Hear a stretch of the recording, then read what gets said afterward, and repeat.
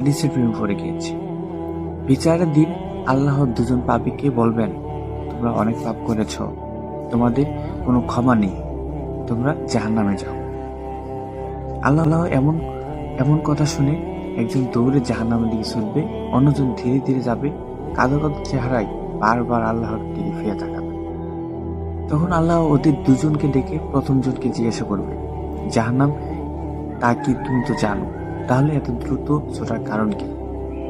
ব্যক্তি বলবে, দুনিয়ায় আপনার হুকুম পালন করিনি, আজ প্রথম নিজে মুখে আদেশ দিলেন, তাই পালন করতে যাচ্ছি। দ্বিতীয় ব্যক্তিকে জিজ্ঞাসা করবে, বারবার পিছনে ফিরে আমাকে দেখছিলে কেন?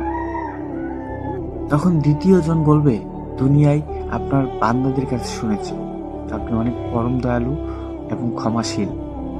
দুজনের এমন কথা শুনে আল্লাহ রাব্বুল আলামিন দুজনকে ক্ষমা করে দেবেন। সুবহানাল্লাহ।